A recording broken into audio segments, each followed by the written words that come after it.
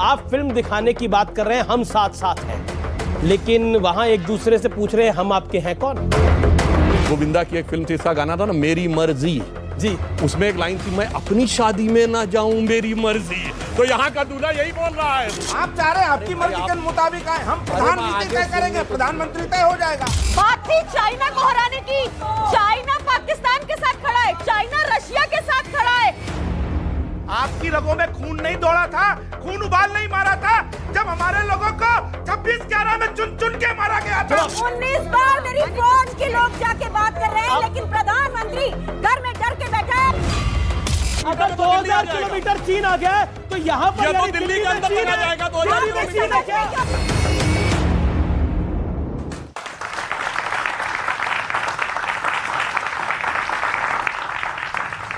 नमस्कार व्यूअर्स, मैं हूं अमीश देवगन और आप देख रहे हैं देश का सबसे चर्चित, सबसे प्रतिष्ठित और देश का सर्वोच्च डिबेट शो आर पार। कहते हैं तस्वीरें झूठ नहीं बोलती, इसलिए आज शो की शुरुआत में मैं 2 तस्वीरें ही आपको दिखाऊंगा और यह तय है कि ये दोनों तस्वीरें हिस्ट्री बनेंगी यानी इतिहास बनेंगी। एक तरफ भारत की आन बान और शान है, अमेरिका में मोदी का भूतपूर्व सम्मान है, तालियों की गूंज है, सेल्फी और ऑटोग्राफ की होड़ है, तो दूसरी तरफ विपक्ष की भी लाइन है। और लेकिन यह लाइन 2024 की कुर्सी के लिए है। इस जमावड़े में तमाम वो नेता साथ खड़े हैं जो कभी एक दूसरे के कट्टर विरोधी रहे हैं, एक दूसरे को कोसते भी रहे हैं और आपसी खींचतान आज भी जारी है जब हम बात कर रहे हैं। लेकिन कहा जाता है कि सियासत में ना कोई परमानेंट दोस्त होता है जी, ना कोई परमानेंट दुश्मन, और कई बार दुश्मन के दुश्मन दोस्त बन जाते हैं। इसीलिए पटना में सारे गिल्ले शिकवे भुलाकर, सारे दुख दर्द मिटाकर कोशिश हुई मोदी को हराने का मेगा प्लान तैयार करने की। उस पर महामंथन भी हुआ, चिंतन भी हुआ, लेकिन सवाल यह है कि क्या आपसी टकराव के बीच मोदी हराओ प्लान रंग दिखाएगा? आज इसी सवाल पर, इसी जनता जनार्दन के बीच होगी देश की सबसे प्रतिष्ठित बहस। दुनिया में मोदी का डंका, विपक्ष को 24 की शंका। आज का आर पार व्यूअर्स इसी पर।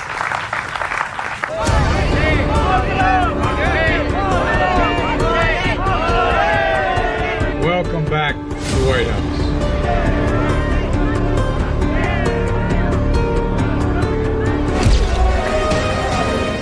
आज की 2 सबसे बड़ी तस्वीर है। अमेरिका में मोदी की गूंज है।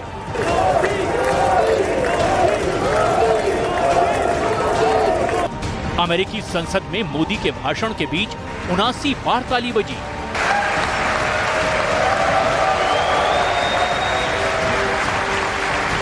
पंद्रह बार खड़े होकर अभिनंदन हुआ। सेल्फी ऑटोग्राफ के लिए लाइन लग गई।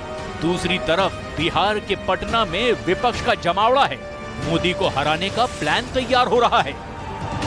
देश देख रहा है, एक अकेला कितनों को भारी पड़ रहा है, एक अकेला कितनों को भारी पड़ रहा है। पटना में एक फोटो सेशन चल रहा है, कितने भी हाथ मिला दो आपकी एकता कभी संभव नहीं है। 2024 में 300 से ज्यादा सीटों के साथ नरेंद्र मोदी जी का प्रधानमंत्री बनना तय। विपक्ष आपसे 2 कदम आगे है और वो 2 कदम आगे इसलिए क्योंकि वो कह रहा है कि जब बीजेपी देश से मुक्त हो जाएगी तब हम प्रधानमंत्री कैंडिडेट भी चुन लेंगे। अगर 6 दावेदार हों तो हम लोग फैसला कर सकते हैं और इनको ये सुझाव दे सकते हैं। हफ्ते में 7 दिन होते हैं, इसमें तय कर ले कि मंडे को कौन होगा और फ्राइडे को प्रधानमंत्री कौन होगा। 2024 में मोदी वर्सेस ऑल होता हुआ हम देख रहे हैं। अरविंद केजरीवाल से लेकर नीतीश कुमार, राहुल गांधी सब शायद एक मंच पर आएंगे। How do you see it, Modi versus all? Bring it on.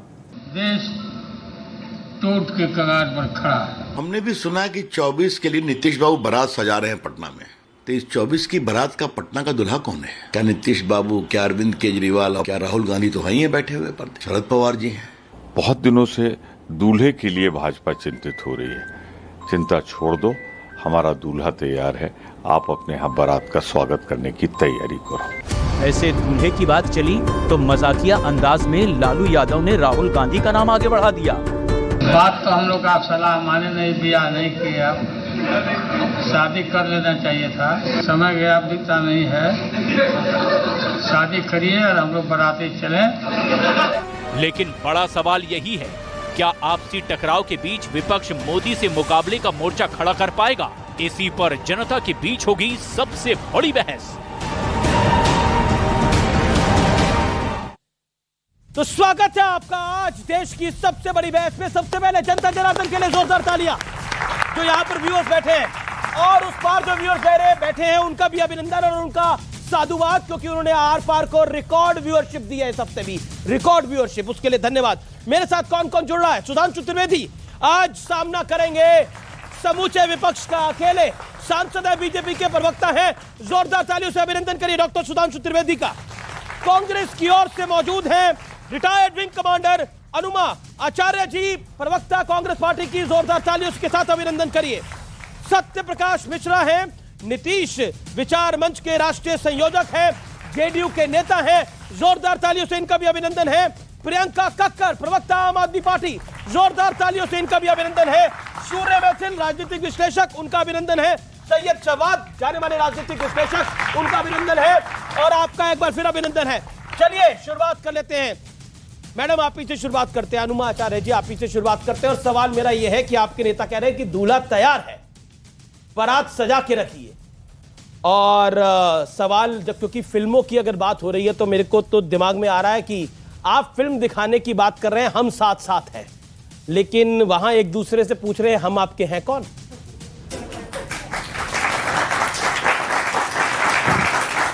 IMF young emerging award, power brand award, Srishti award पाए हुए एक एंकर के साथ ये मेरा पहला शो है।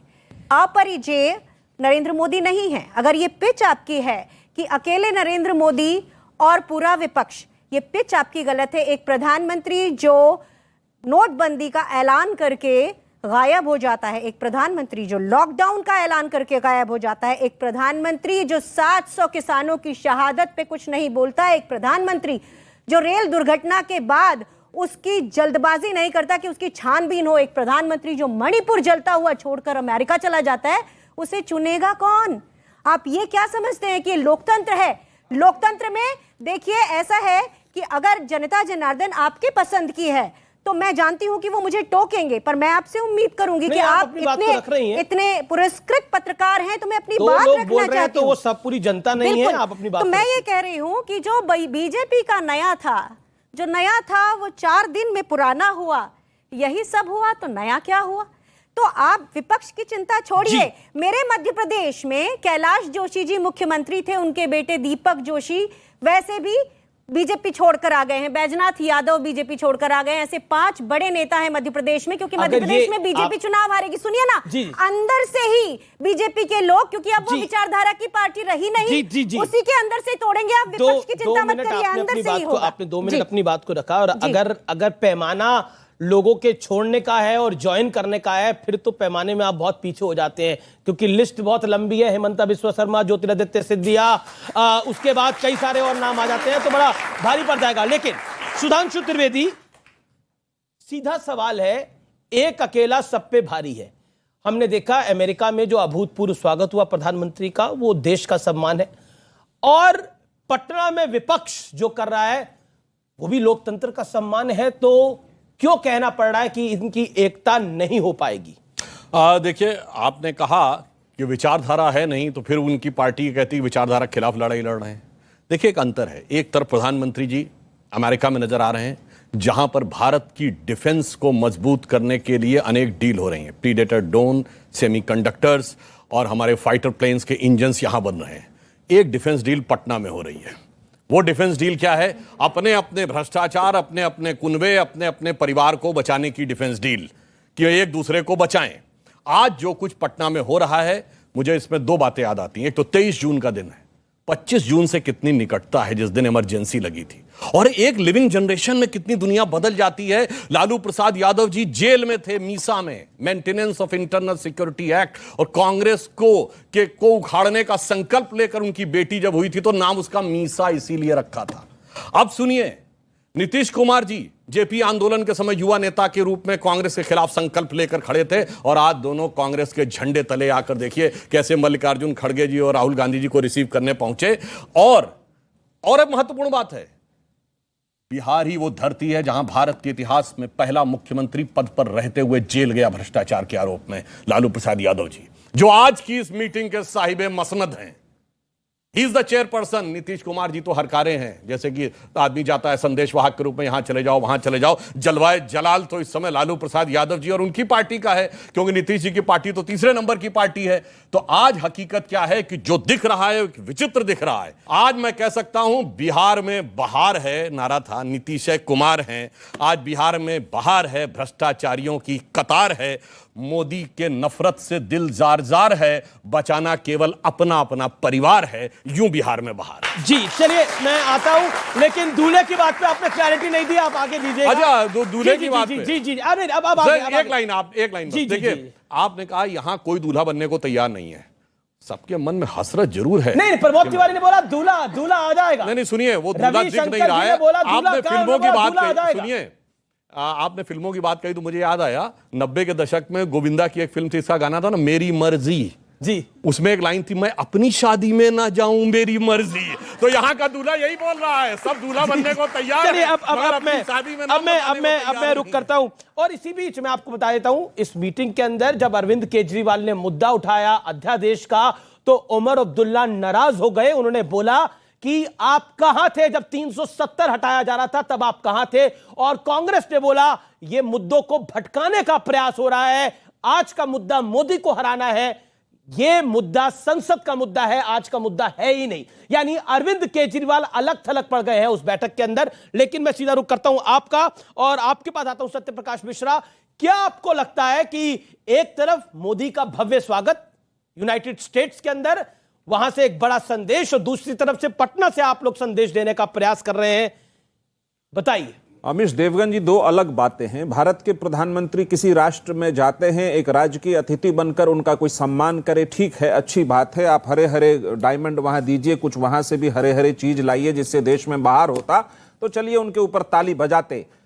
सुधांशु त्रिवेदी जी ने एक बात बहुत अच्छी कही है कि पटना से डिफेंस का एक बैठक हो रहा है। किस चीज का डिफेंस करेंगे? पहला लोकतंत्र का। ये जो अकेला भारी, ये जो तानाशाही प्रवृत्ति है, और मुझे शक है कि भारतीय जनता पार्टी को भी वो कह रहे कि तुम लोग भी मेरे साथ नहीं हो, मैं अकेला ही इन पर भारी हूं, तुम लोग भी चले जाओ, सुधांशु जी भी चले जाए, वो अकेला भारी। इस तरह के तानाशाही प्रवृत्ति के व्यक्ति को 23 जून की आज की जो बैठक है ये इतिहास बताएगा। इन्होंने एक बात और अच्छी कही कि 25 जून को इमरजेंसी, अघोषित इमरजेंसी पिछले 9 साल से इस देश में है। विपक्ष की तमाम पार्टियों को टारगेट कर करके सताया गया, और उधर से जो लोग भ्रष्टाचारी थे इनके यहां गए, वॉशिंग मशीन में हेमंत विश्व शर्मा धुल गए, नारायण राणे धुल गए, और तमाम धुल धुल करके इनके यहां सब। अच्छा एक बात बता दीजिए, सारे भ्रष्टाचारी सत्य बाबू आज इनके पार्टी में वॉशिंग मशीन से धुल करके आपने फंसा दिया सुधांशु त्रिवेदी को, जोरदार तालियां आज इनके लिए। अब एक बात बताइए, आपने बोला सारे भ्रष्टाचारी वहां गए, वहां जाके धुल गए, लालू यादव जी तो वहां गए नहीं, वो भ्रष्टाचारी हैं कि नहीं हैं, कन्विक्टेड हैं कि नहीं है? लालू प्रसाद यादव जी पर इस देश के अंतिम अदालत ने कोई फैसला नहीं सुनाया। मैं कानून का छात्र रहा हूं, जब तक अंतिम अदालत कोई फैसला नहीं सुनाती कोई बात आप उन पर नहीं कर सकते। रुक जाइए, कोई फैसला नहीं सुनाया उच्चतम न्यायालय में। तो लालू जी ईमानदार है। दूसरा सुनिए, तो लालू जी ईमानदार है इस देश के लालू जी ईमानदार है। देश के लोकतंत्र के लिए कन्याकुमारी से लेकर कश्मीर तक की आज जो पार्टी बैठी है वो इस देश के प्रति और इसके मूल्य और संविधान के प्रति ईमानदार है। नरेंद्र मोदी वाली पार्टी नहीं है जो हिंदू मुसलमान करके लड़ाए। कभी मणिपुर जल रहा है, वहां शांत पड़े हुए मोदी जी ने आज तक मन की बात में जो करके गए, अभी यहां पर मणिपुर के लोगों की चर्चा तक नहीं की। ये बेईमानी है। लालू जी ईमानदार है या नहीं है, उस पर आप कुछ नहीं बोले। लोकतंत्र के लालू यादव पर आप कुछ नहीं बोले, और लोकतंत्र के प्रति ईमानदार कौन है, इस पर बहस जारी है। सुधांशु, लोकतंत्र की बात प्रधानमंत्री ने अमेरिका के सदन में भी कही और कहा भारत एक ज्वलंत लोकतंत्र है। एक सेकंड, अध्यादेश ला रहे हैं। देखिए कितनी मजेदार बात है, जिन पार्टियों में नेता कौन इसमें कोई दुविधा नहीं, निस्संदेह यही और मेरा यही इसका परिवार, वो जब आपस में मिलते हैं कहते हैं संदेह है, बाद में तय करेंगे कि नेता कौन होगा। कहते हैं कश्मीर से कन्याकुमारी तक जो पार्टी है, मतलब कांग्रेस के झंडे तले आ गए, कांग्रेस के फर्माबरदार हो गए। अमीश जी याद करिएगा, मैंने आपके प्रोग्राम में कहा था कि राहुल गांधी की यात्रा का बीजेपी से कोई लेना देना नहीं है। वो किसको हैसियत दिखाना चाहते हैं? नीतीश कुमार को, केजरीवाल जी को, ममता बनर्जी को। वो दिखाना चाहते हैं देखो भाई उत्तर से दक्षिण तक हम हैं, बाकी कहीं और आप नहीं है साहब। तो इसलिए मैं दिख रहा हूं कि आपस में सब कुछ जो था वो इनका हो गया। वैसे मैं एक और बात कहना चाहूंगा, एक फार्मूला जैसे अभी हरदीप पुरी जी बोले, तो इस देश में, दुनिया में एक देश है जानते हैं जहां 1-1 साल का प्रधानमंत्री होता है, वो स्विट्जरलैंड। शायद उस ढंग का एक फार्मूला ये लोग बनाए तो आपस में इनकी कुछ एकता हो सकती है। आपके नेता तो कह रहे हैं मंडे टू फ्राइडे, कल्पना सुनिए, सैटरडे संडे छुट्टी पर रहेगा देश क्या? नहीं सुनिए तो, उम्मीदवार के अरे लिए बहुत भाई चिंतित है। अब जो हकीकत है वो बोल दिखा नहीं पा रहे, चेहरे पे कुछ और है, मैं जाहिर क्या करें कि अब जो चेहरे से जाहिर है छुपाएं कैसे? लेकिन तेरी मर्जी के मुताबिक नजर आए कैसे? आ रहा हूं। आप चाह रहे हैं आपकी मर्जी के मुताबिक आए, हम प्रधानमंत्री तय करेंगे, प्रधानमंत्री तय हो जाएगा। ये कह रहे हैं आपकी मर्जी के मुताबिक नजर आए कैसे? आगे मैं बोल रहा हूं, नेता चुनने की कवायद हुई बहुत बाद की बात, पहले मुश्किल है कि अपने परिवार को बचाएं कैसे। ठीक है। प्रियंका कक्कड़ इंतजार कर रही हैं, लेकिन प्रियंका जी पर जाने से पहले 2 बाइटें सुननी जरूरी हो जाती हैं, लाजमी हो जाती है। लेट्स प्ले दैट बाइट, जिसके अंदर अरविंद जी पर, अरविंद केजरीवाल की पार्टी के ऊपर कांग्रेस के नेताओं ने, छोटे मोटे नहीं, राष्ट्रीय प्रवक्ता ने, बड़े नेता ने क्या कमेंट करा है, वो सुनना बेहद आवश्यक है। Let's play that. Kejriwal ji और मोदी जी की मोडस ऑपरेंडी एक ही है, इसीलिए हम कहते हैं ये बड़े भाई और छोटे भाई का संबंध है। खुद के 2 मंत्री भ्रष्टाचार के आरोप में जेल में है, एक मुख्यमंत्री दारू की ऐसी अवस्था में पहुंचता है कि हवाई जहाज में बैठने के लिए योग्य नहीं माना जाता। मैं केजरीवाल जी से कह दूं, अंग्रेजी में कहा जाता है ना कि आपको कोई मिस नहीं करेगा, आप जाए ना जाए उससे कोई फर्क नहीं पड़ता है। तो केजरीवाल को कोई मिस नहीं करेगा, और दारू वाली जो बात बोली, शराब वाली जो बात बोली, वो आपने सुनी। प्रियंका कक्कड़, उमर अब्दुल्ला भी नाराज हो गए, उन्होंने बोला कि आप कहां थे जब 370 हटाया गया। क्या आपको लगता है इस पूरे मंच पर, खासतौर पर विपक्षी एकता के मंच में, अरविंद केजरीवाल को अलग थलग कर दिया गया है? सबसे पहले तो ये नैरेटिव कि मोदी जी अकेले हैं, ये बिल्कुल गलत नैरेटिव है। क्यों? इनके पास ईडी है, सीबीआई है, मीडिया है, अपना दल है, निषाद पार्टी है, सिक्किम क्रांतिकारी मोर्चा है, बोडो असम पार्टी है, AIADMK है, अपना दल है, निषाद पार्टी, कितनी शिवसेना है, शिंदे गैंग है। तो ये पूरा सर मैं बीच में नहीं बोली सर प्रियंका जी को आप बात पूरी करिए सर। तो ये अकेले कभी नहीं थे, ये एक परसेप्शन है, ये पहली चीज। दूसरी चीज, हमारी चिंता ना करें विपक्ष, हमने, जहां तक हमारा सवाल है, हमने बहुत क्लियरली, बहुत पहले से अरविंद केजरीवाल जी ने कह दिया है कि एक गैर संवैधानिक अध्यादेश जब पार्लियामेंट में लाया जाएगा और उस पर पता चलेगा कि कौन सी पार्टी संविधान के साथ खड़ी है और कौन सी पार्टी भाजपा के साथ। और आप दिखा रहे हैं दिल्ली के कांग्रेस के नेताओं का बयान, दिल्ली में कांग्रेस है 0, तो इसलिए उन बयानों का कोई मायना नहीं। दूसरी चीज, पंजाब में तो 0 नहीं है, पंजाब में भी कहां रह गए, आपको पता ही है असलियत। दूसरी चीज, आप मुझे कांग्रेस से बढ़ाने की कोशिश ना करें। मैं क्यों बढ़ाने की कोशिश नहीं कर रहा? बड़ा जरूरी शराबी मुद्दा कौन है, कर रहा है, कौन किसको कुछ कह रहा है, मुझे बताने की जरूरत नहीं है। ऐसा है, आपने कल खुद बयान, आपने खुद कल क्या बयान? ना मैडम, मैं तो बिल्कुल बोलने दे रहा हूं। मैडम आपने आपकी सुन ली, मेरी बात सुन लीजिए। अच्छा, मेरा सवाल तो सुन लीजिए। शराब का एलिगेशन लगाया ना हमारे एक्साइज पॉलिसी का। ना उन्होंने तो मुख्यमंत्री के लिए बोला। एक विचित्र एलिगेशन है, जहां चवन्नी नहीं मिलती, कर्नाटका में इनकी 40% सरकार भाजपा की, 8-8 करोड़ मिल जाता है, वहां पे इनको बेलें मिल जाती है। छोड़ दीजिए वो बात, जब चवन्नी मिल जाएगी हमसे किसी से तो आपका आरोप मान लेंगे। नहीं, बात खत्म नहीं हुई। अभी प्रधानमंत्री के दौरे की बात करनी है। प्रधानमंत्री के दौरे से भारतीयों को क्या मिला, ये होना चाहिए क्वेश्चन। अब सबसे पहले सुधांशु जी यहाँ खड़े हैं, इनसे पूछिए कि वहां पे बात की कि पाकिस्तान को अमेरिका हेल्प करना बंद कर दे, कि F-16 फाइटर जेट्स की $450 मिलियन की सप्लाई, जो मिलिट्री सप्लाई अमेरिका पाकिस्तान को करती है और जो जेट्स वो हमारे ऊपर ही यूज करते हैं, उस पे क्या प्रधानमंत्री जी ने बात की? क्या प्रधानमंत्री जी ने बात की कि जीएसपी स्टेटस जो हमारा रिवोक हो गया 2019 में, वो वापस हो, क्योंकि हमें इंपोर्ट ड्यूटी मिल पड़ रही है 2000 से ऊपर प्रोडक्ट्स पर? ये क्वेश्चंस है। क्वेश्चन ये बिल्कुल है, आपकी वाजिब है, ये सारे सवालों के जवाब आपके दिए जाएंगे। लेकिन एक बात बताइए, आपने तो खुद बोला आपके नेताओं ने लगातार बोला कि अध्यादेश का, अभी भी आपने बोला कि अध्यादेश का अगर समर्थन नहीं करते तो फिर वो लोग बीजेपी, कांग्रेस बीजेपी के साथ हो जाती है। और आपने तो यह भी बोला, आपके नेताओं ने, कि कांग्रेस ने मन बनाया है कि वो सदन से वॉकओवर करेगी, अध्यादेश के मुद्दे के ऊपर वॉकआउट करेगी। हम आपको बता रहे हैं, रिलायबल सोर्सेस से हमें पता है कि राहुल गांधी जी का और भाजपा का एग्रीमेंट हो चुका है और वो इसलिए अब तक कोई औपचारिक बयान नहीं दे रहे कि गैर कानूनी अध्यादेश पे अब तक क्यों नहीं बोल रहे, जब पता है कि कांग्रेस और बीजेपी का एग्रीमेंट हो चुका है। एक बार सबको साफ बता दूं, देखिए कॉन्स्टिट्यूशनल बेंच ने एक जजमेंट दी। वो पता है, सबको पता है। अब अनुमा आचार्य का जवाब जरूरी है। बता देती हूं। एग्रीमेंट कर रखा है आपने मैडम साइडवेज के अंदर, ये तो बड़ा खुलासा कर रही है आम आदमी पार्टी, और भी बहुत कुछ बातें हो रही है, बताइए। देखिए, पहले तो अमेरिका की बात करें, हमारे प्रधानमंत्री गए हैं, आपने बड़ा बड़ा सम्मान हुआ है। आपको भूल गए क्या कि एक एलईडी वैन घूम रही है जिस पे लिखा है हे जो आस्क मोदी, उसके बारे में वो सारी चीजें हैं जिसमें मणिपुर तक शामिल है, पहलवान, हमारी जो महिला पहलवान थी उनके मुद्दे शामिल हैं। सुनिए, आगे सुन लीजिए, सुन लीजिए ना, मेरे तो आप पहले पूरी बात सुन लीजिए।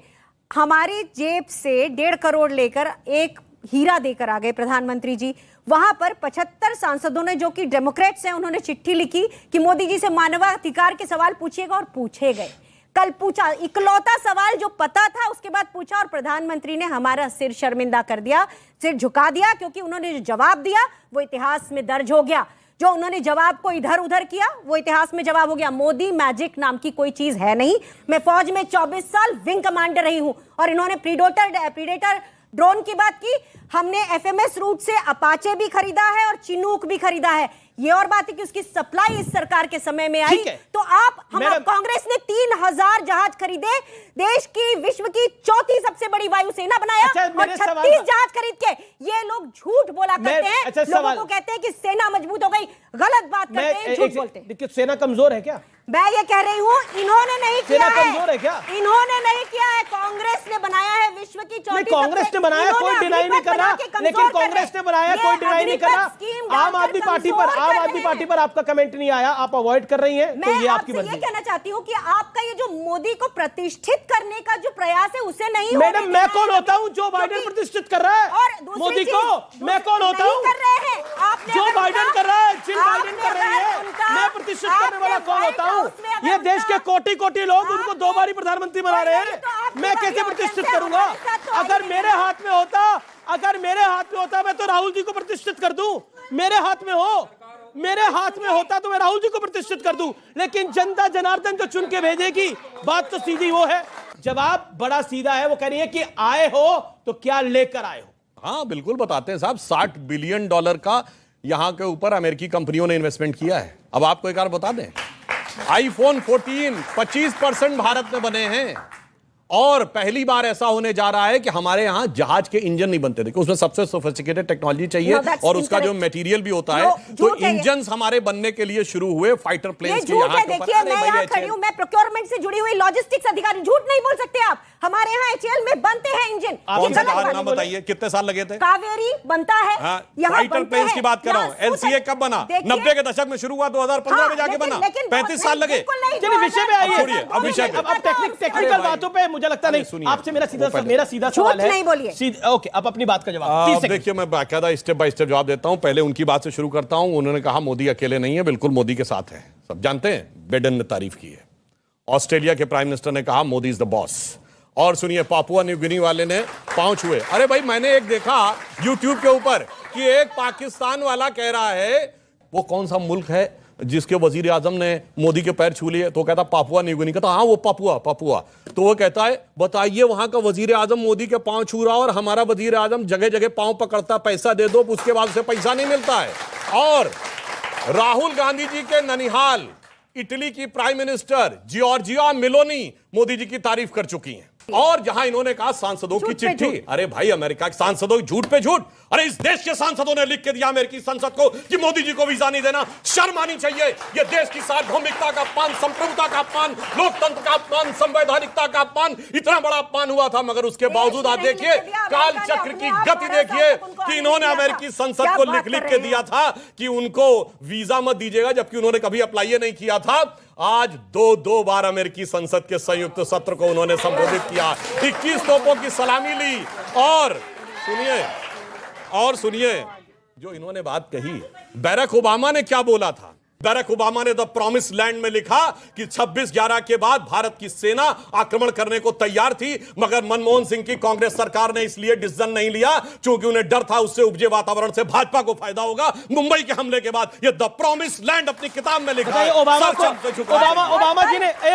ओबामा जी ने जो कल लिखा उसका भी जवाब सुधांशु देंगे, लेकिन एक बात बताइए, ओबामा जी ने जो राहुल जी के बारे में लिखा था उसका जवाब, अगर ओबामा ही ऑथेंटिसिटी है तो कल कहा कि प्रधानमंत्री नरेंद्र मोदी जो है वो अपने धार्मिक अल्पसंख्यकों के साथ उनका व्यवहार सही नहीं है और मैं होता तो उनसे सवाल पूछता। ये कल कहा, उस सवाल क्यों नहीं होता है? बैरक ओबामा क्या है? अमेरिका के पूर्व राष्ट्रपति। आज राष्ट्रपति कौन है? बिडेन। ठीक है, और सुनिए पार्टी क्या है? उसी डेमोक्रेटिक पार्टी का। अब बताइए, आज खड़गे जी कहेंगे वो बयान है या राहुल गांधी कहेंगे वो बयान है? अगर इतना ही प्रॉब्लम है तो ये देखिए, ऐसा कुछ नहीं है जो नरेंद्र मोदी को पहली बार मिल रहा है। ये देखिए ये दोनों बिल्कुल जवाब दे दूं। बिल्कुल मनमोहन सिंह जी को सम्मान मिलता था तो क्यों नहीं दिखाया जाता था? क्योंकि सम्मान दिखाना था नेशनल एडवाइजरी काउंसिल की चेयरमैन को। मनमोहन सिंह जी को कभी सम्मान देना ही नहीं। ये बहुत बड़ा इल्जाम दिखाया था आपने। ये बहुत बड़ा इल्जाम है, ये बहुत बड़ा इल्जाम लगाया आपने कांग्रेस पे। आप कह रहे हैं मनमोहन सिंह को भी ये नहीं, और क्या? ये आपने कहा मनमोहन सिंह को भी सम्मान मिलता था लेकिन दिखाया नहीं जाता था। बिल्कुल। क्यों का भी जवाब मनमोहन सिंह जी की जबानी बोले दे रहा हूं। प्रणब मुखर्जी जी की पुस्तक विमोचन के समय सोनिया जी की उपस्थिति में मनमोहन सिंह जी ने बोला था कि जब मुझे प्रधानमंत्री बनने के लिए कहा गया तो मैं प्रणब दा के पास गया। मैंने कहा प्रणब दा, आप मुझसे अधिक योग्य हैं, आप सबसे अधिक योग्य हैं, मगर मैडम ने मुझे आदेश किया है। तो बस साफ समझ में आ जाता है कि योग्यता के आधार पर निर्णय था या मैडम का। ये मनमोहन सिंह जी की जमानी थी। अरे भाई मनमोहन सिंह जी का ठीक है। अब आपका पॉइंट खूब पर्दा है, चिलमन से लगे बैठे हैं, साफ छुपते भी नहीं, सामने आते भी नहीं। आप मैं आपको बता रहा हूं, आप कह रहे थे कि विपक्षी पार्टियों की लोग जो है पटना के अंदर कर रहे हैं। एक तरफ सर बता दूं, बिल्कुल सही कह रहे हैं, दो विचारधाराएं देश के अंदर। एक तरफ गांधीवादी, अंबेडकरवादी, लोहेवादी तमाम लोग जो है बैठे हुए थे, और एक तरफ सावरकरवादी और गोडसेवादी लोग बैठ करके जो है अपनी रणनीति बना रहे हैं। और याद रखिए, माननीय प्रधानमंत्री जी भी अभी गए थे तो गांधी जी के आगे झुके थे, ना कि सावरकर के आगे झुके थे और ना गोडसेवादी लोगों के आगे झुके। ठीक है। देखिए, इन्होंने एक शेर पढ़ा है, मैं भी एक शब्द में बोलूंगा, अंधेरे से डरे हुए आप गुस्सा मत होना बस। बाकी हाँ, अंधेरे से डरे हुए लोग, खौफ से भरे हुए लोग करते हैं सरहदों की बातें, ये घरों में घुसे हुए लोग। और मैं पूछना चाहता हूं राहुल गांधी जी के लिए, आप ओबामा जी की बात कर रही हैं, उन्होंने क्या कहा था ओबामा जी ने? कि भैया, उन्होंने अपनी किताब में लिखा था, एक नर्वस और तैयारी करते हुए ऐसे लड़के की तरह वो लगते हैं जिनको अपने विषय का बिल्कुल भी ज्ञान नहीं है। और दूसरी चीज, ये विंग कमांडर है ना, इन्होंने कहा कि मैं प्रोक्योरमेंट से जुड़ी हुई हैं। तो मैं आपसे पूछता हूं, आप उस समय जब ड्रेस में थी, फोर्स में थी, आपकी रगों में खून नहीं दौड़ा था, खून उबाल नहीं मारा था जब हमारे लोगों को 26/11 में चुन चुन के मारा गया था? तब आपका क्या बात कर रहे हैं? देखिए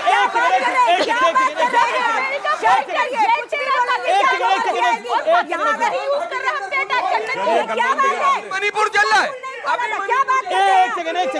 एक सेकंड। देखिए, वो विंग कमांडर है और उस बात का सम्मान है, और सेना एक जिसे कहते हैं एक डिसिप्लिन से चलती है। जो इनके अधिकारी बोलेंगे, जो पॉलिटिकल रिजीम बोलती है, वो करती है। इसमें इनका कोई दोष नहीं, इसमें इनका कोई दोष नहीं। एक सवाल पूछना है कि आज 2000 किलोमीटर चीन यहाँ आके बैठा है, मेरे प्रधानमंत्री ने एक बार भी बात नहीं की। आज की बात करिए, एक बार भी राजनीतिक वार्ता नहीं की है। 19 बार मेरी फौज के लोग 19 बार मेरी फौज के लोग जाके बात कर रहे हैं, लेकिन प्रधानमंत्री घर में डर के बैठा है और विदेश मंत्री कहता है कि बड़ी अर्थव्यवस्था है तो क्या हम उसके ऊपर चढ़ जाए? शर्म आनी चाहिए। हम आज की बात करेंगे। एक सेकंड, ये तो 2000 किलोमीटर कहां से आ गया? 2000 किलोमीटर अगर 2000 किलोमीटर चीन आ गया है तो यहाँ पर ये तो दिल्ली के अंदर चला जाएगा। 2000 किलोमीटर क्यों नहीं आता है? ये लाइन में अगर इस पूरे लाइन को 3000 किलोमीटर, ये लाइन को अगर आप 3000 किलोमीटर माने, इसमें अगर 1 किलोमीटर आ जाए, अगर 1 किलोमीटर आ जाए तो पूरी पेरिफेरी में लगभग 3000 किलोमीटर होता है। क्यों नहीं समझते हम? भैया, अगर लद्दाख से लेके अरुणाचल तक मतलब सब जगह घुस आया है चीन। मतलब गजब है भाई, दिमाग में ऐसा चाइनीज वायरस घुसा हुआ है। और मैं पूछना चाहता हूँ, ये बड़ा आपका बड़ा स्टेटमेंट है। अभी ये गलवान की बात कर रहे थे। गलवान में हमारे 20 सैनिक बगैर गोली चलाए हाथ पांव की लड़ाई में शहीद हो गए। प्रधानमंत्री ने कहा अरे ना भाई कि क्या घुसा है तरीका ना है घुसा बीच में है। डिस्टर्ब करने को? इससे खून नहीं खोलता अरे क्या भाई, हमारा? अच्छा एक मिनट।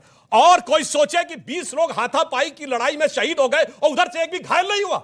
चीन ने अपने एक घायल सैनिक तक का स्टेटमेंट नहीं जारी किया और उस आंकड़े पे जो भरोसा करे उसके दिमाग में चीनी वायरस ही घुसा हुआ। ठीक है, अमेरिका में 10 सैनिक मारे गए। जी, ये स्टेटमेंट आपने दिया है, अगर इस चीज को लेकर के तो ये बहुत बड़ा सवाल खड़ा होगा आपसे आने वाली चीजों के ऊपर। अगर अपने अरे भाई साहब, अमेरिका और वेस्टर्न एजेंसीज ने कहा 60 सैनिक मारे गए उनके। आप कहते थे एक सर के बदले जो है 10 सर लेकर के आएंगे। अरे भैया, कहां आ रहे हैं 10 सर? सुनिए तो। आपको 10 सर चाहिए। एक मिनट देखिए, आपसे उम्मीदें ज्यादा है। वेस्टर्न एजेंसीज ने कहा 60 सैनिक उनके मारे गए थे। और आज अंतर जानते क्या हुआ? जिस समय प्रधानमंत्री जी अमेरिका के दौरे पे हैं, अमेरिका ने शी जिनपिंग को तानाशाह कहा है और उसके बाद चाइना ने उस पर आपत्ति दर्ज की है और उसके बाद इन्हें समझ में नहीं आता। ठीक है, आर पार में रुकेंगे एक ब्रेक के लिए, लेकिन न्यूज 18 इंडिया पर ये बड़ा कार्यक्रम प्रधानमंत्री के दौरे पर और विपक्ष के मिलन पर जारी है। आप देखते रहिए न्यूज 18 इंडिया पर आर पार। वेलकम बैक व्यूअर्स, आप देख रहे हैं न्यूज 18 इंडिया पर देश का सबसे लोकप्रिय, सबसे ज्यादा देखे जाने वाला प्राइम टाइम कार्यक्रम आर पार। हमारे ही नहीं, कांग्रेस और कम्युनिस्ट सब पार्टियों के लोगों की कार्यकर्ताओं की हत्या। मध्य प्रदेश में कितने कार्यकर्ताओं की हत्या हुई? वो राजनीतिक हत्याएं हुई क्या? ये सिर्फ बंगाल और केरल में होता है, क्योंकि जहां कम्युनिस्टों का शासन आया उन्होंने हत्या की राजनीति शुरू की। इसीलिए मैं कह रहा हूं, मध्य प्रदेश में बताइए, वहां सैकड़ों कार्यकर्ताओं की हम लिस्ट दे सकते हैं जिनकी हत्या। मध्य प्रदेश में बताइए 10 कार्यकर्ता बताइए जिनकी हत्या हुई है। कोई चीज में तुलना करने की लिमिट होती है।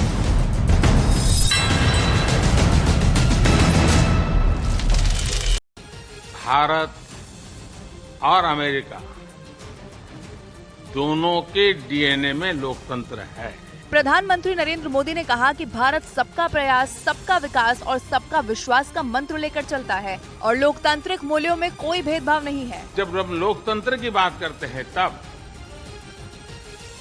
अगर ह्यूमन वैल्यूज नहीं है, ह्यूमैनिटी नहीं है,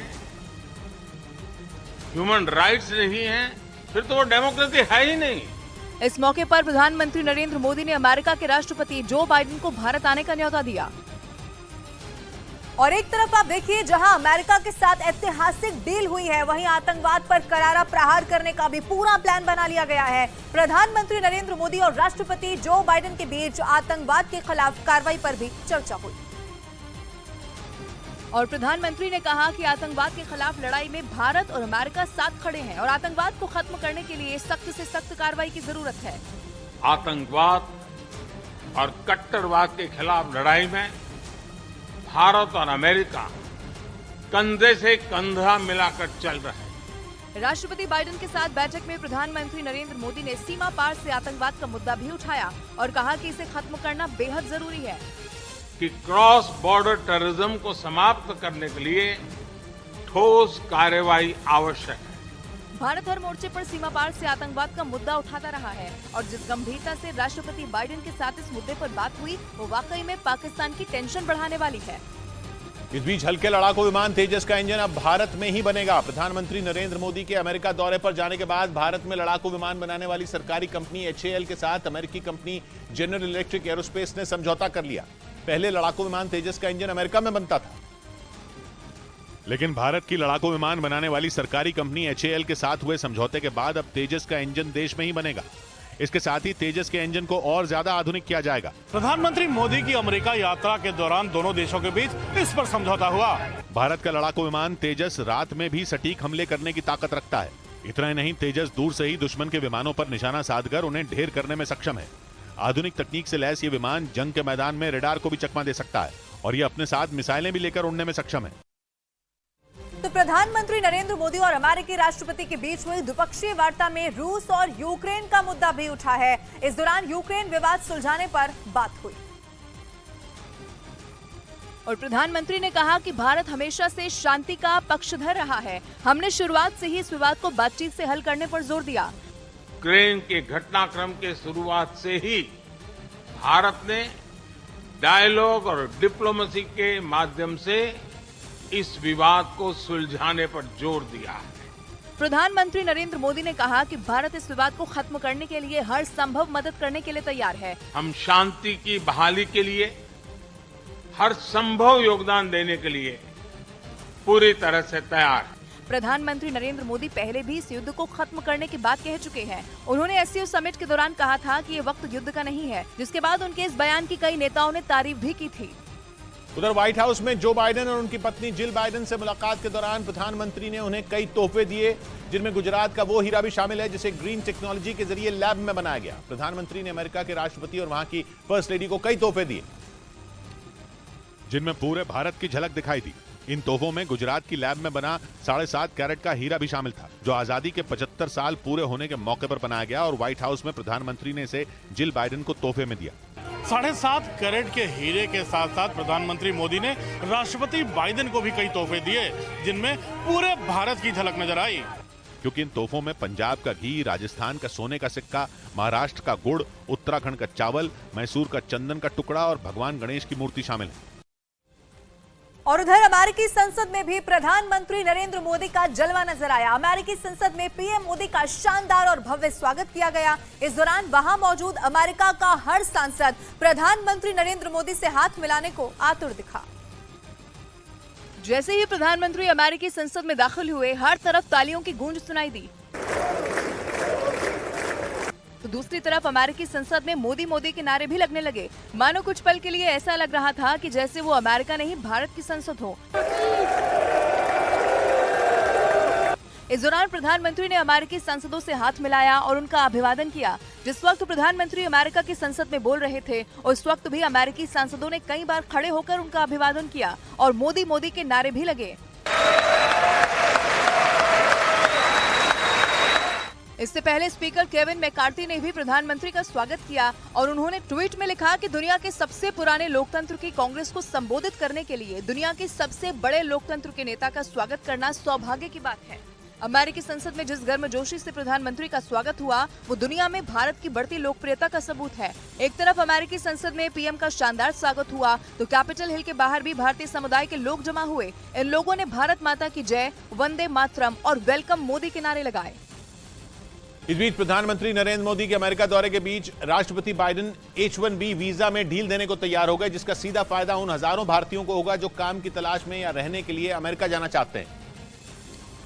मतलब यह कि H-1B वीजा में ढील मिलने के बाद भारतीयों का अमेरिका जाना और वहां रहना और भी आसान हो जाएगा, क्योंकि अब तक भारत के लोगों को अमेरिकी वीजा के लिए महीनों तक इंतजार करना पड़ता है। H-1B वीजा एक गैर प्रवासी वीजा है, जिसे अमेरिकी कंपनियों में काम करने वाले विदेशी कर्मचारियों को वहां रहने के लिए दिया जाता है। H-1B वीजा की मान्यता 3 साल तक होती है और उसके बाद भी 3 और साल तक के लिए इसे रिन्यू किया जा सकता है। यानी ये वीजा किसी भी कर्मचारी को 6 साल तक अमेरिका में रहने की अनुमति देता है। खास बात यह कि नियमों में बदलाव के बाद इसे रिन्यू कराने के लिए अमेरिका छोड़ने की जरूरत नहीं पड़ेगी, बल्कि अमेरिका में रहकर ही H-1B वीजा को आसानी से रिन्यू कराया जा सकेगा। और अमेरिकी संसद में प्रधानमंत्री नरेंद्र मोदी के भाषण के दौरान संसद भवन तालियों की गड़गड़ाहट से गूंज उठा। प्रधानमंत्री नरेंद्र मोदी ने कहा कि भारत समृद्ध होगा तो दुनिया की समृद्धि में बढ़ोतरी होगी और इसी तरह भारत का विकास दूसरे देशों को प्रेरित करेगा। क्योंकि पिछले 7 सालों में बहुत कुछ बदल गया। इन 7 सालों में भारत और अमेरिका के बीच दोस्ती ने नई उड़ान भरी है। प्रधानमंत्री नरेंद्र मोदी ने कहा कि इस संसद में भी कई भारतीय हैं। इस दौरान प्रधानमंत्री ने कमला हैरिस की तरफ हाथ से इशारा किया, जिसके बाद पूरा सदन तालियों से गूंज उठा। प्रधानमंत्री ने कहा कि हमारे यहाँ 2500 राजनीतिक दल हैं और 22 भाषाएं हैं और हजारों बोलियां बोली जाती हैं, लेकिन हम सबकी आवाज एक होती है। हमारे यहाँ हर 100 मील पर खान पान बदल जाते हैं। इस दौरान प्रधानमंत्री ने दुनिया को भारत की महिला शक्ति का भी एहसास कराया। उन्होंने कहा कि भारत की अर्थव्यवस्था, सेना और सरकार में हर जगह आज महिलाएं बड़ी भूमिका निभा रही हैं। और अमेरिका के व्हाइट हाउस पहुंचने पर प्रधानमंत्री नरेंद्र मोदी का जोरदार और भव्य स्वागत किया गया। इस मौके पर प्रधानमंत्री नरेंद्र मोदी ने यह कहा कि ये मेरा स्वागत नहीं है, बल्कि 140 करोड़ भारतीयों का स्वागत है। व्हाइट हाउस पहुंचने पर प्रधानमंत्री नरेंद्र मोदी का जोरदार स्वागत किया गया। प्रधानमंत्री नरेंद्र मोदी के स्वागत के लिए अमेरिका के राष्ट्रपति जो बाइडेन और उनकी पत्नी फर्स्ट लेडी जिल बाइडेन पहुंची, जिसके बाद दोनों नेताओं ने व्हाइट हाउस में आए हजारों भारतीय और अमेरिकी नागरिकों को संबोधित किया।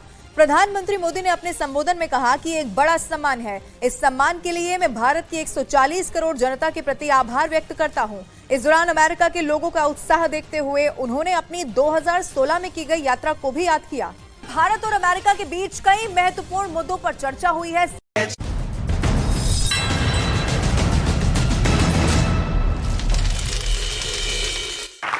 वेलकम बैक व्यूअर्स, आप देख रहे हैं न्यूज 18 इंडिया पर देश का सबसे लोकप्रिय, सबसे ज्यादा देखे जाने वाला प्राइम टाइम कार्यक्रम आर पार।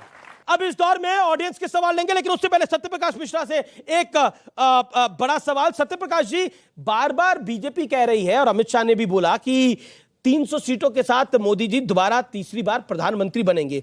बीजेपी कह रही है कि सब भ्रष्टाचारी एक मंच पर आ रहे हैं अपने अपने परिवारों को बचाने के लिए। जवाब देखिए, अमित शाह जी ने कुछ दिन पहले 350 सीट कहा था, अभी 300 पर आए हैं, फिर 250 पे आएंगे, फिर वो 200 पे चले जाएंगे और फिर वो 150 पे चले जाएंगे। और नीतीश कुमार जी का इस पर एक बयान है कि पूरा विपक्ष यदि एक हो गया तो 100 सीट से नीचे चली जाएगी भाजपा।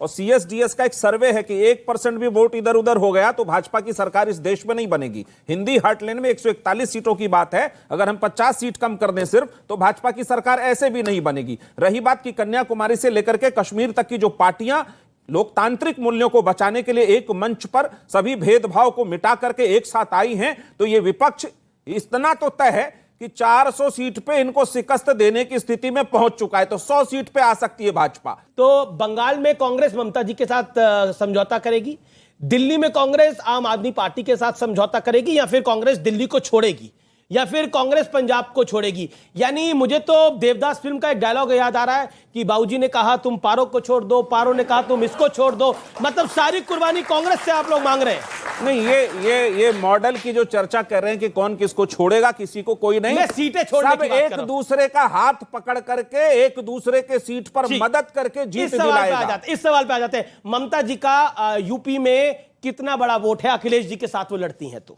नहीं, सारी पार्टियां जो अलग अलग राज्यों में मजबूत हैं वो दूसरी पार्टियां अरविंद केजरीवाल का बिहार में कितना बड़ा वोट शेयर है? अगर अरविंद केजरीवाल बिहार में जो 6 पार्टियों का गठबंधन चल रहा है उसको सहयोग करेंगे। नीतीश कुमार ने एक काम तो कर दिया, इनको सबको एक छत के नीचे तो बिठा दिया।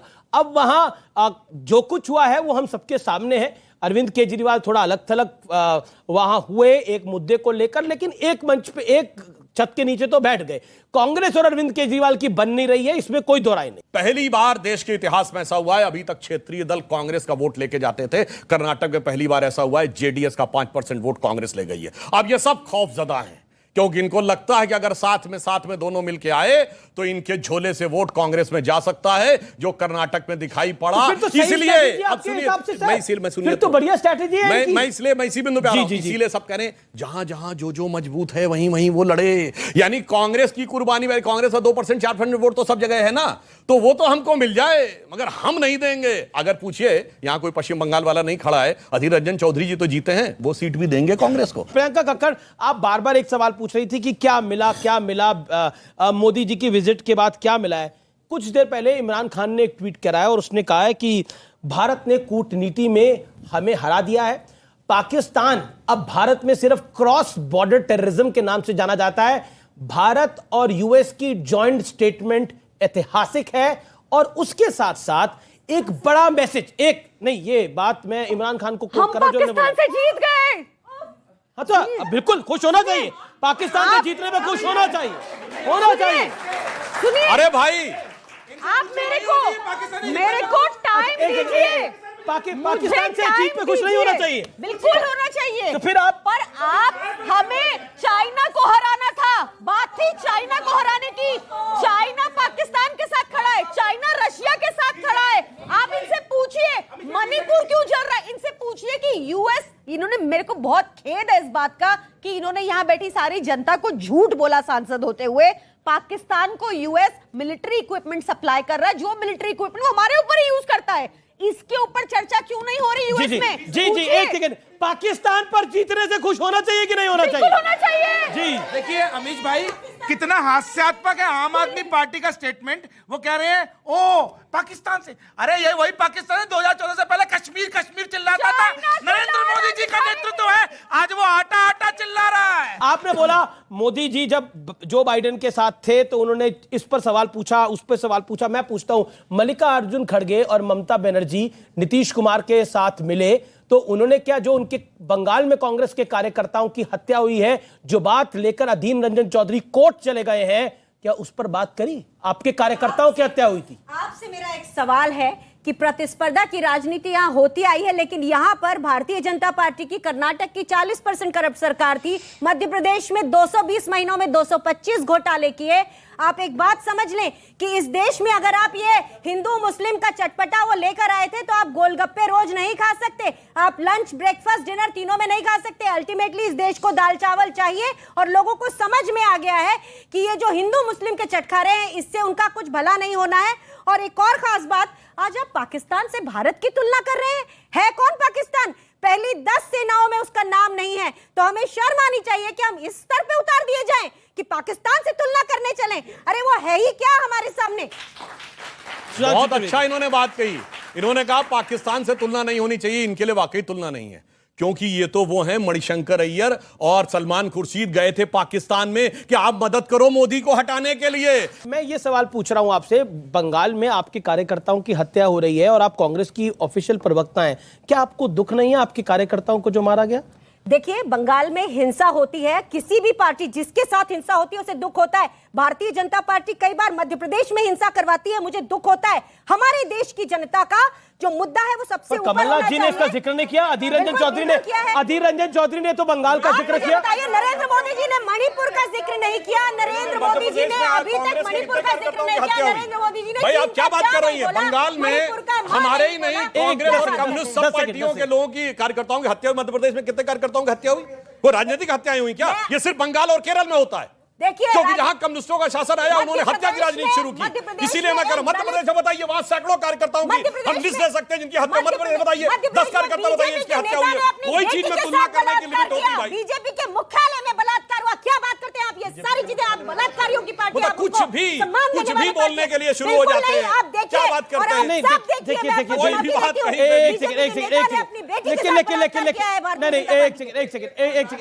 आप सवाल आपका। कल प्रधानमंत्री मोदी ने अमेरिकी प्रेस मीडिया को पहली बार कोई प्रेस कॉन्फ्रेंस करी, तो भारत में वो कब दिन आएगा जब प्रधानमंत्री पत्रकारों को वो करेंगे? इसी दिल्ली में जनवरी 2015 में वो प्रेस कॉन्फ्रेंस हुई थी जिसमें बराक ओबामा को बराक बोला था। तब इन्होंने ये कहा था बराक बराक कैसे बोल रहे हैं, क्योंकि वो मेरा दोस्त है। भूल गए भाई, और सुनिए जी। अच्छा, ये मैडम है, इनका हाथ को पहले तो आपको हाथ आपका जल्दी स्वस्थ हो, हम बोलते हैं। आपका सवाल क्या मैडम? मेरा सवाल ये है कि जब अटल बिहारी वाजपेयी के समय में 24 पार्टियों का यूपीए के जो भी एनडीए के खिलाफ गठबंधन हुआ था, तो कोई विशेष बात नहीं है लोकतंत्र में, तो अब ये क्या फजीहत हो रही है? अगर समान विचारधारा के लोग जो उनको गलत लग रहा है लोकतंत्र के लिए, तो अब ये से क्या है? और दूसरी बात, मैं ट्रैवल ब्लॉगर हूँ, गलत बात नहीं कर रही हूँ। मैं बिहार में कुछ नीतीश जब आए थे तब मैंने पूरा घूमा बिहार, मेरा कुर्ता पीछे से घिस गया गाड़ियों में ऐसे ऐसे कूदते कूदते, और अब मैं गई हूँ प्लेन बिल्कुल सड़कें हैं। क्या पता अच्छा आए परिवर्तन देश के विकास के लिए। ये एक सवाल है कि गठबंधन तो पहले भी होते थे, लेकिन अब बीजेपी इसको इतना उखड़ क्यों रही है? इस गठबंधन से क्या डर रही है बीजेपी? सुनिए, अटल जी के नेतृत्व में जब हमने एनडीए बनाया, वो देश के इतिहास का पहला गठबंधन था जिसने अपना कार्यकाल पूरा किया। जानते क्यों? क्योंकि गठबंधन के साथ ही यह तय हुआ कि गठबंधन का नेता अब की बारी अटल बिहारी था। इनसे पूछिए गठबंधन का नेता कौन? बाएं दाएं चे पे पता नहीं क्या, मोदी वर्सेस कौन? ठीक है, इसी सवाल पर आते हैं, ये बड़ा पॉइंट है, मोदी वर्सेस कौन। और आप तीनों से मेरा सवाल है, सत्यप्रकाश जी, मोदी वर्सेस कौन? इनका नेता है जिसको 10 साल से लोग सत्ता में देख रहे हैं, देश का प्रधानमंत्री है, इनका नेता मोदी है, नरेंद्र मोदी है। आपका नेता कौन है? अरविंद केजरीवाल है, राहुल जी है, नीतीश कुमार है, तेजस्वी यादव है, आदित्य ठाकरे है, उद्धव ठाकरे है, शरद पवार है, सुप्रिया सूले है, कौन है? मोदी वर्सेस 140 करोड़ की जनता है इस देश की। मोदी को हराने के लिए, रुक जाइए, अब देखिए, मोदी को हराने के लिए 140 करोड़ जनता अभी आ रहे हैं। आप प्रधान नीति जब इस देश की बन जाएगी तो आपको प्रधानमंत्री भी पता चल जाएगा। एक से एक काबिल और कद्दावर लोग हैं वहां, तो एक मोदी जी और कोई है भी नहीं। पूरे भारतीय जनता पार्टी नेता विहीन होते जा रही है, वहां तो कोई है भी नहीं। नेतृत्व विहीन पार्टी, नीति विहीन पार्टी, उसके खिलाफ हम लोगों की प्रधान नीति बनेगी। मैं आपकी मजबूरी समझता हूं, मैं इस मजबूरी का फायदा नहीं उठाऊंगा आज। मैं आपकी मजबूरी समझता हूं, मैं इस मजबूरी का फायदा नहीं उठाऊंगा, लेकिन मैं मैडम आपकी बात आना चाहता हूं कि राज की बात कह दूं तो जाने महफिल में फिर क्या हो, इशारों को अगर समझो राज को राज रहने दो। ठीक है, ये भी ठीक है, लेकिन आज लाइटर नोट पे बात हो रही है तो बहुत उत्तेजित बहस हो गई, लेकिन एक अच्छा सवाल आया मैडम आपका, एक अच्छा वर्सेस कौन पे मैं कुछ बोल सकता हूं? हाँ, देखिए एक तरफ है, सुनिए, एक तरफ है जांचे परखे खरे तपे तपाए आजमाए मोदी जी, दूसरी तरफ जानते कौन है? दूसरी तरफ वो भी हो सकते हैं जो चारा घोटाले वाले हैं, वो भी हो सकते हैं जो कोयला घोटाले वाले हैं, वो भी हो सकते हैं जो दारू घोटाले वाले हैं, वो भी हो सकती हैं जो भर्ती घोटाले वाले हैं, या फिर जैसे एक लाफ्टर शो में कहा जाता था ना, इधर मोदी उधर पहचान कौन, ये भी हो सकता है। ठीक है, मैं मैडम आपकी बात आता हूं। मैडम अनुमा आचार्य जी एक कांग्रेस के प्रवक्ता है, एक समय पर आम आदमी पार्टी पूरे कश्मीर टू लेकर कन्याकुमारी बताती थी कि किस तरह से कांग्रेस ने भ्रष्टाचार किया है और कैसे वो परिवारवादी पार्टी है। उसको आप भूल जाइए थोड़ी देर के लिए, एक सवाल का जवाब दे दीजिए मैडम कि कौन है मोदी वर्सेस कौन है? क्या मोदी वर्सेस राहुल गांधी देखेंगे हम 2024 में? ये नैरेटिव ही नहीं है, तानाशाह वर्सेस लोकतंत्र है, क्योंकि तानाशाह राहुल गांधी भी नहीं है, आप तो बोलिए कम से कम। पहले से सुनिए ना, पहले से डिसाइड होने वाला तो तानाशाह होता है। लोकतंत्र का तरीका क्या है? लोकतंत्र में कोई भी बार बार चुना नहीं जाता। लोकतंत्र में जो लोग चुने जाएंगे वो सलाह करेंगे और वही उनका निर्णय होगा, वही प्रधानमंत्री होगा। ये आप तानाशाही की बात कर रहे हैं, ये पिच नहीं चलेगी।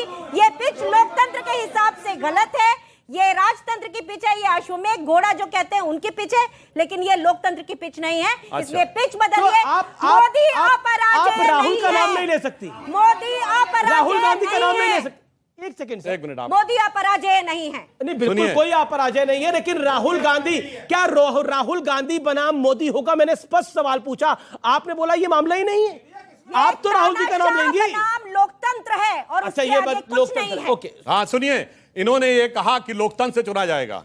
डॉक्टर मनमोहन सिंह लोकतंत्र से चुने गए थे, पीवी नरसिम्हा राव लोकतंत्र से चुने गए थे। 31 अक्टूबर 1984 को इंदिरा गांधी जी की दुखद हत्या के बाद स्वर्गीय राजीव गांधी लोकतांत्रिक प्रक्रिया से चुने गए थे, और इंदिरा गांधी जी इंडिकेट सिंडिकेट की लड़ाई में 1966 में गूंगी गुड़िया के रूप में लोकतंत्र से चुनी गई थी, और फरवरी 1946 में कांग्रेस कार्य समिति के प्रस्ताव में 0 वोट पाकर जवाहरलाल नेहरू लोकतंत्र से चुने गए थे। क्या लोकतंत्र है, गजब का लोकतंत्र है भाई इनकी पार्टी जी। तो लोकतंत्र से सिर्फ 2 प्रधानमंत्री चुने गए हैं, जो प्रधानमंत्री बनने से पहले जन जन ने कहा यह प्रधानमंत्री होना चाहिए, वो प्रधानमंत्री घोषित होकर प्रधानमंत्री बने, अटल बिहारी वाजपेयी और नरेंद्र मोदी जी।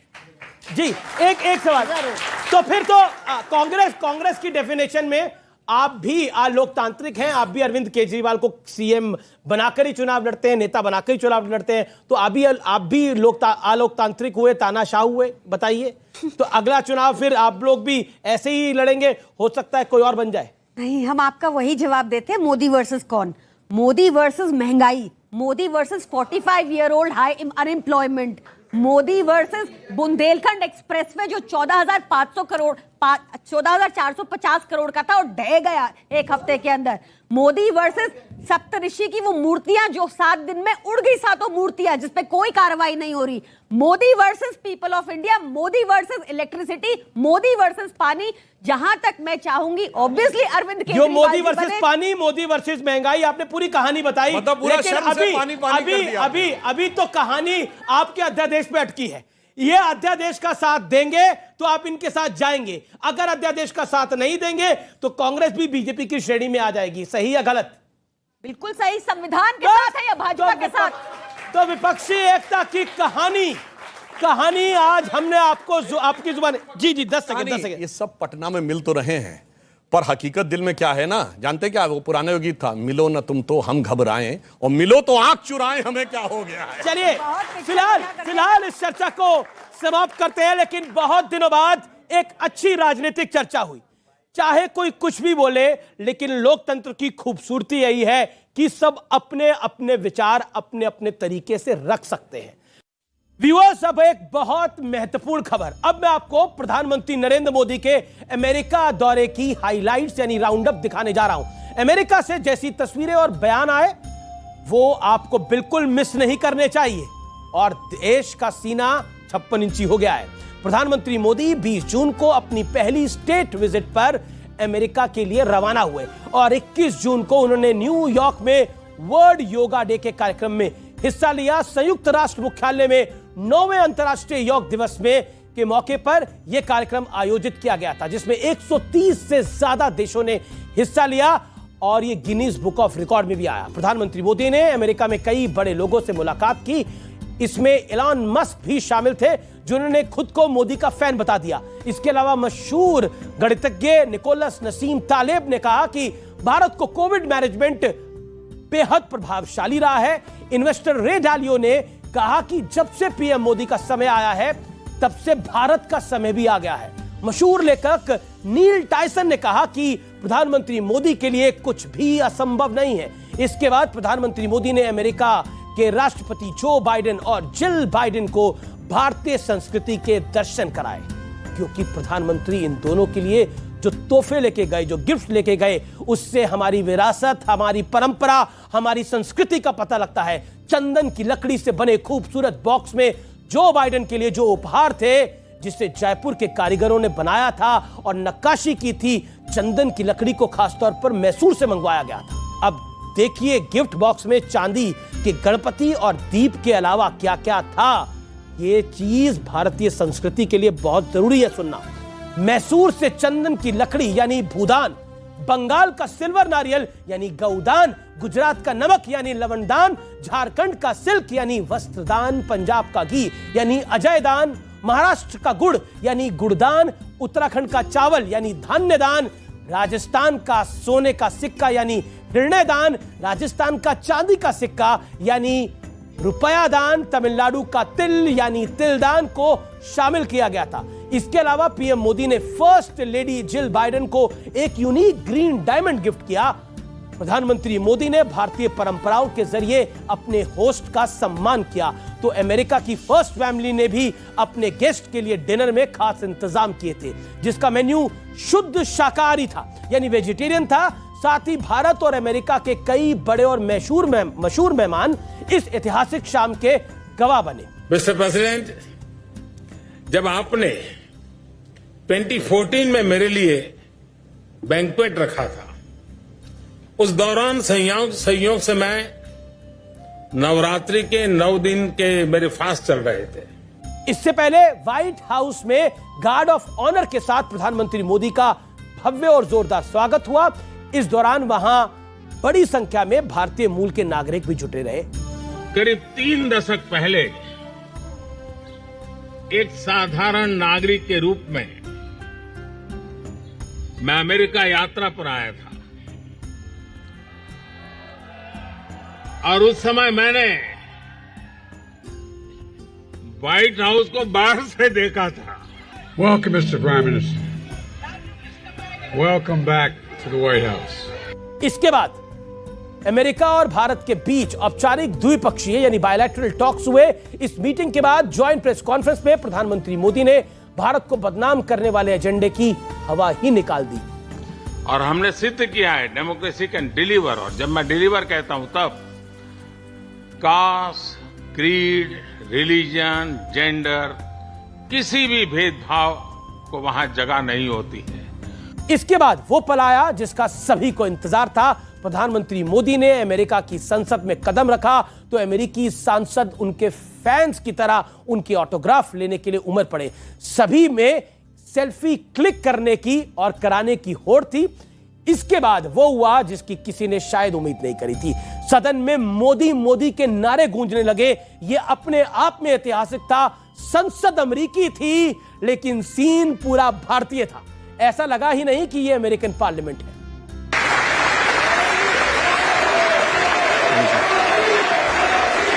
प्रधानमंत्री के भाषण के दौरान अमेरिकी सांसदों ने उन्हें 15 बार स्टैंडिंग ओवेशन दिया यानी खड़े होकर सलामी ठोकी, जबकि करीब 80 बार तालियां बजाकर प्रधानमंत्री मोदी की बात को सराहा। भारत और अमेरिका दोनों के डीएनए में लोकतंत्र है।